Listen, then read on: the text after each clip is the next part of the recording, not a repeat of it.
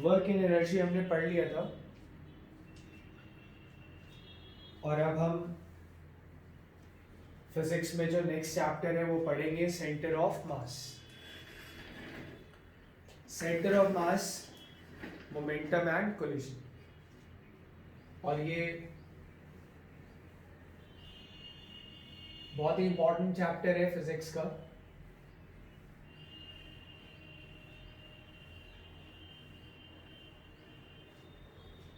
और इससे क्वेश्चन तो मेंस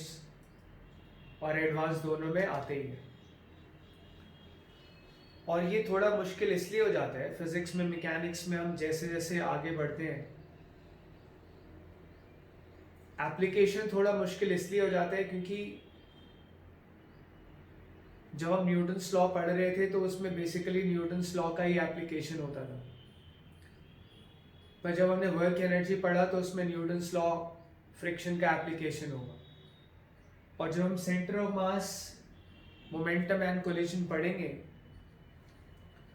तो इस चैप्टर में Newton's law, free body diagram, friction, work and energy and इस चैप्टर के जो अब नए कंसेप्ट इस चैप्टर में जो आएंगे उन सब का एप्लीकेशन होता है। तो नंबर ऑफ कंसेप्ट्स ज़्यादा हो गए तो उनको अप्लाई करने के लिए ज़्यादा प्रैक्टिस की ज़रूरत है और ज़्यादा इन डेप्थ क्लैरिटी की ज़रूरत है। तो सबसे पहले हम यहाँ पे देखने की कोशिश करें आखिर सेंटर ऑफ मास होता क्या है।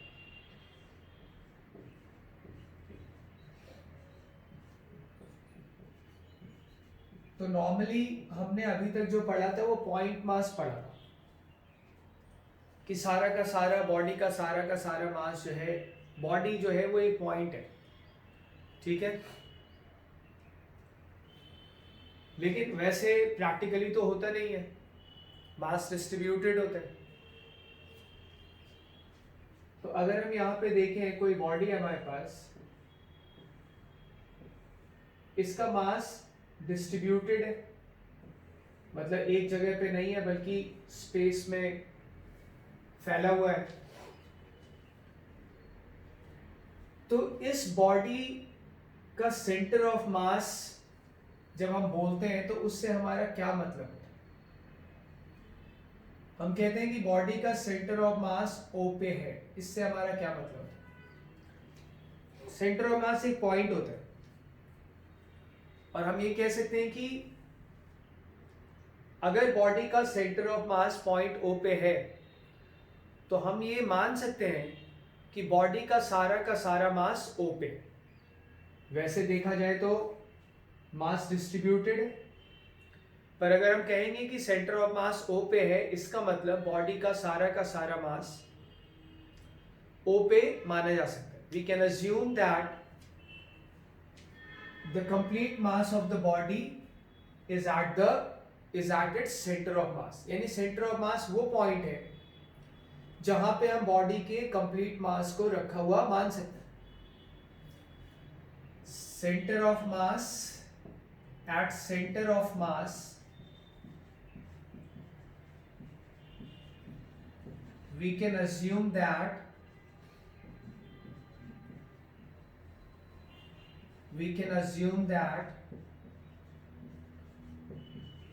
complete mass is kept.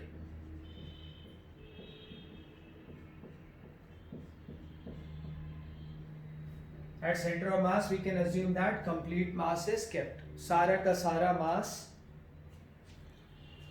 कहाँ पे रखा हुआ है, बॉडी का हम मान सकते हैं उसके सेंटर ऑफ मास पे। या फिर हम ये कह सकते हैं कि जहां बॉडी का सारा मास, जिस पॉइंट पे हम बॉडी का सारा मास अज्यूम कर सकते हैं वही सेंटर ऑफ मास है। जिस पॉइंट पे बॉडी का सारा मास हम अज्यूम कर सकते हैं उसी को हम सेंटर ऑफ मास बोलेंगे, वो एक पॉइंट होता है। जरूरी नहीं है कि बॉडी का सेंटर ऑफ मास जो है वो बॉडी में ही लाई करे, ये बिल्कुल जरूरी नहीं, ठीक है। सपोज करो इस तरह से एक सर्कुलर सेक्शन है हमारे पास, उसका बॉडी ये है पर उसका सेंटर ऑफ मास हो सकता है यहाँ पे लाई करे, वो जरूरी नहीं कि बॉडी में लाई करे, ठीक है। पर सेंटर ऑफ मास कहीं भी लाई करे, किसी भी बॉडी का जो सेंटर ऑफ मास है हम वहां पे बॉडी के सभी कंप्लीट मास को अज्यूम कर सकते हैं और फिर हम उस बॉडी को एक पॉइंट की तरह ट्रीट कर सकते हैं और जो हमने न्यूटन्स लॉ ऑफ फ्रिक्शन वगैरह में जो हमने कंसेप्ट्स पढ़े थे वो अप्लाई कर सकते हैं, पार्टिकल डायनामिक्स, ठीक है। अब हम यहाँ पे सेंटर ऑफ मास की बेसिक डेफिनेशन के बाद अब हम यहाँ पे देखें centre of mass of two particle system, centre of mass of two particle system, two particle system का सेंटर ऑफ मास। तो देखो अगर हमारे पास एक पार्टिकल है m1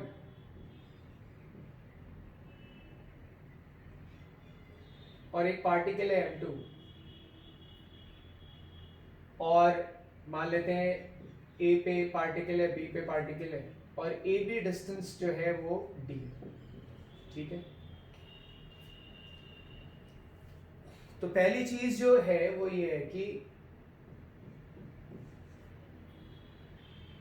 center of mass of two particle system will lie on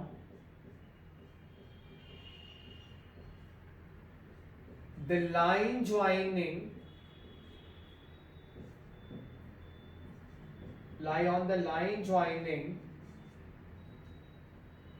the two particles.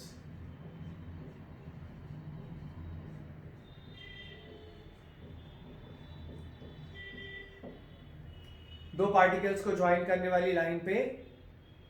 Centre of मास लाई करेगा। जैसे ए और बी हमने एक लाइन से ज्वाइन कर दिया तो सेंटर ऑफ मास इस लाइन पे कहीं लाई करेगा, सी बोल देते हैं, ठीक है। और हम सेंटर ऑफ मास पे बॉडी का सारा मास अज्यूम कर सकते हैं। तो यहां अगर हम देखें, मान लेते हैं कि सेंटर ऑफ मास की m1 से डिस्टेंस सपोज करो r1 है और सेंटर ऑफ मास की m2 से डिस्टेंस सपोज करो r2, ठीक है।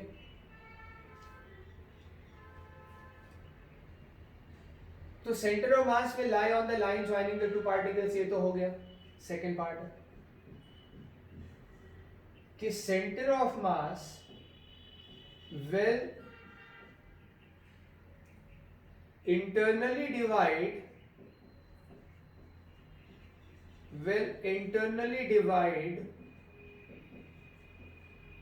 the line joining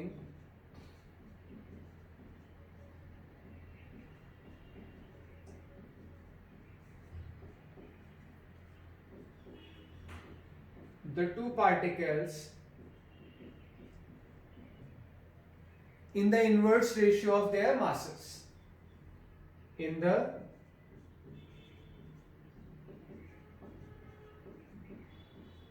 inverse ratio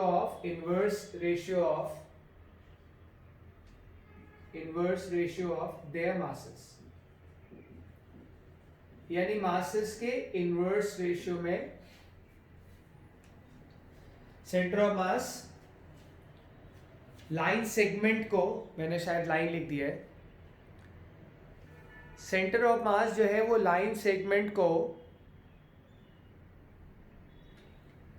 divide करेगा in the inverse ratio of their masses, ठीक है।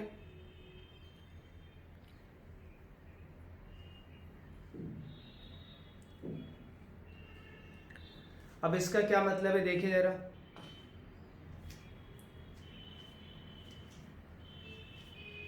जैसे सेंटर ऑफ मास की ए से डिस्टेंस r1 है और बी से डिस्टेंस r2 है, तो इनवर्स रेशियो का क्या मतलब है, इंटरनली डिवाइड कर रहा है लाइन सेगमेंट को, लाइन सेगमेंट।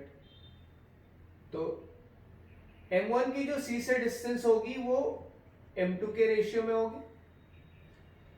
और m2 की जो सेंटर ऑफ मास से डिस्टेंस होगी वो m1 के रेशियो में, इनवर्स रेशियो, यानी इसकी डिस्टेंस इसके मास के रेशियो में और m2 की सेंटर ऑफ मास से डिस्टेंस m1 के मास के रेशियो में, यानी AC is to BC is equal to AC और BC का रेशियो, AC का ratio m2 is to m1, ठीक है। तो यहां हम कह सकते हैं कि AC upon BC is equal to m2 upon m1 और AC is R1, BC is R2 is equal to m2 upon m, ये आ गया मास के उल्टे रेशियो में, पार्टिकल से सेंटर ऑफ मास के डिस्टेंस मास के उल्टे रेशियो में, और R1 प्लस R2 क्या होगा, अगर ये डिस्टेंस R1 है और ये R2 है तो उनका सम उनके बीच की टोटल डिस्टेंस d के बराबर आ जाएगा, तो R1 plus R2 is equal to d। अब यहां से R1 की वैल्यू देखो क्या है, m2 upon m1 into R2, R2 इधर भेजेंगे, plus R2 is equal to d। यहां पे अगर देखें तो m2 plus m1 into R2, R2 common ले सकते हैं और m1 को उधर क्रॉस मल्टीप्लाई कर देंगे एलसीएम वगैरह लेके, तो जो R2 आया यानी m2 की जो सेंटर ऑफ मास से डिस्टेंस आई वो क्या आया, न्यूमरेटर में दूसरा वाला मास m1, डिनोमिनेटर में m1 plus m2 into d,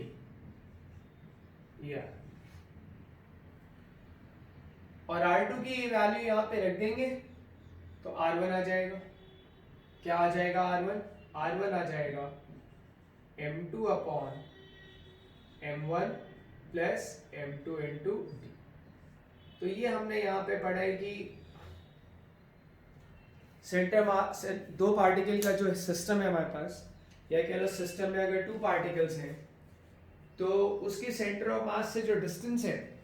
किसी एक पार्टिकल की, उसके बारे में हमने यहाँ पे पढ़ा, ठीक है, कि भाई सेंटर ऑफ मास दोनों पार्टिकल्स को ज्वाइन करने वाली लाइन को मास के इनवर्स रेशियो में इंटरनली डिवाइड करता है,